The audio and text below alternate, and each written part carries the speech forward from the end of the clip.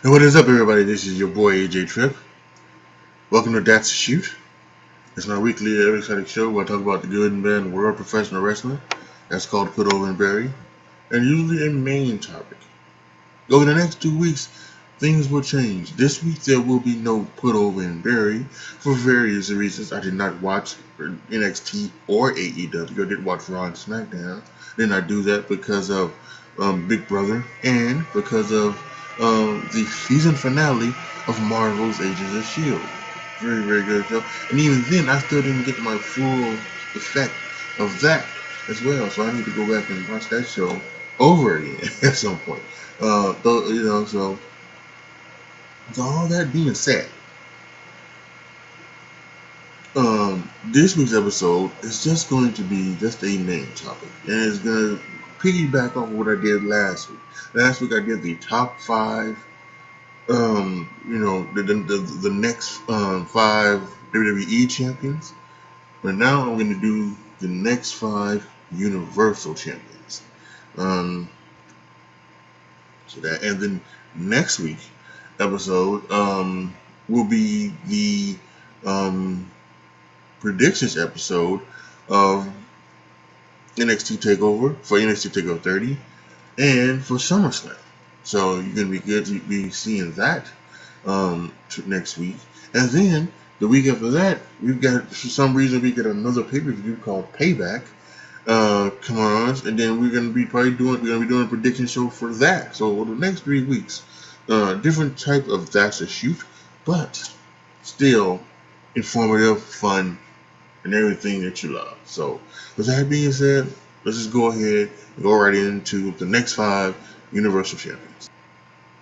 So right now we're with Braun Strowman, and Braun Strowman is taking on the Fiend at SummerSlam for the Universal Championship. And at some point, I'm not sure. My personal feelings is that the Fiend is such an overrated, overstopped type of gimmick that he does not need to be champion. He should not be champion. He should not be any champion whatsoever, right? That the Fiend should be something that in a feud where, Bray Wyatt should not be looking for championships. He should be looking for revenge, or he should be looking to, he should be looking for revenge. So when Bray Wyatt loses a match, or loses something like that, a big time match, he looks for revenge, and the Fiend gets revenge for Bray Wyatt, or when Bray Wyatt has felt like he's been something like that, right? So the Fiend shouldn't be the championship, but unfortunately, I got a bad feeling that that's exactly what they're going to do with the Fiend. They're going to give him back the Universal Championship at SummerSlam. I'm hoping that's not the case. I'm hoping Braun Strowman can pull out a victory. So in my hopes of what I want to see, what I want the next five Universal Champions to be, this is where we're gonna go. The first one we're gonna say is gonna go from Braun Strowman to Otis, right? Otis holds the case. He holds the Money in the Bank briefcase. There was some talk that he was going to use that briefcase for the tag titles, and that would be freaking stupid. If he does that, then they should just really get rid of the Money in the Bank. That Money in the Bank contract was supposed to be for a shot at the one of the heavyweight championships, either WWE or the Universal. There's absolutely no reason whatsoever it should be for the tag champion. No reason. So you put it on Otis, and this I don't know why. And you didn't do the thing where, okay, Otis lucked his way into being the Money in the Bank champion, right? Okay, so then where you should have gone was either he faces somebody to to take the champion, and then you take it off and you put it on them, give them the money because he wrestles for it, or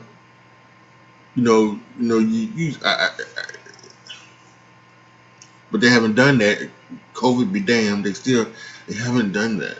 So and I think this is actually the perfect time to do this. I think what you do is you go Braun Strowman, against um, against the Fiend at SummerSlam, right? And I think it's I think you have Braun Strowman beat the Fiend, right? He finds it once and for all. Braun Strowman. I think you can even what you can even do is you can have it even be the very last match. Braun Strowman beats the Fiend, and then there you go. The Fiend is the champion. And then I think what you can either do is after he beats the Fiend, Retribution comes out, and he beats down on they beat down on Braun Strowman. They beat him down. And they beat him down and they beat him up. They hit him with everything, chairs and all these pipes and everything that they have. They beat down Braun Strowman. The locker room comes and runs out Retribution, runs him out. But then Otis realizes, hey, he's down. He's got his briefcase. He turns up. He cashes in. Maybe he hits, Braun Strowman with something.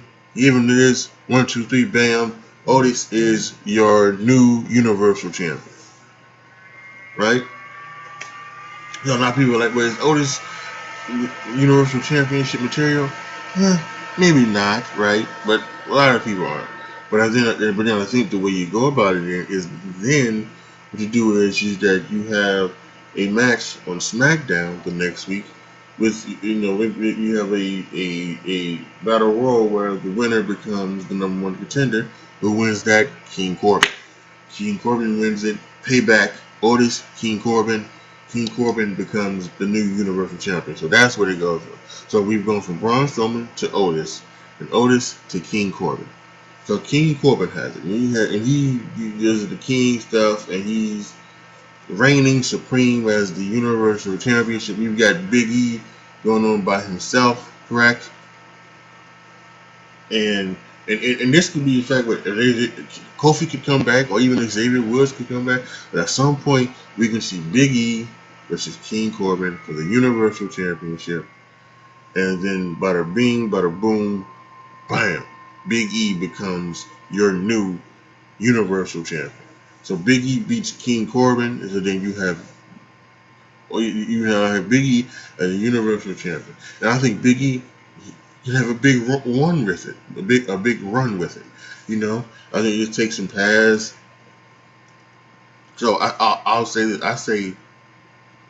I'll say that Big E could win it at TLC, right? He did win it at TLC later on this year, and then I think Big E could have a nice run with it, for a couple months. The Royal Rumble as February, and we get to WrestleMania, and then we have Big E versus Shinsuke Nakamura.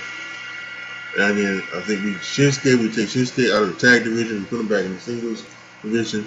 And then we have Shinsuke beat Big E. And then Shinsuke Nakamura becomes the Universal Championship. And then I think now what we need now is for Shinsuke to show what he can do. I don't know what's like his contract situation or how he'll be feeling, but give him one good run with one of the championships. It's the Universal Championship. And he has a massive run from WrestleMania 37 to the Royal Rumble in 2022. And at the Royal Rumble 2022, it is Shinsuke Nakamura versus Roman Reigns for the Universal Championship, in which Roman Reigns defeats Shinsuke Nakamura and he becomes the Universal Championship. Now, in my WWE Championship video, I also had Roman Reigns being the fifth WWE champion in that video, because what I would like to see then at that point is I'd like to see Roman Reigns. I think I had Roman Reigns, Drew McIntyre, and and Brock Lesnar, right? the winner of the Royal Rumble. Maybe make it Brock Lesnar, make it anybody, right? But have them face off in a unification match at WrestleMania in 2022, and in that way they have one complete champion like it should be. I would if the unification match would happen earlier, that would be even better. But in my timeline, that's just the way I do for these two particular videos. The next five WWE and the next five Universal champions.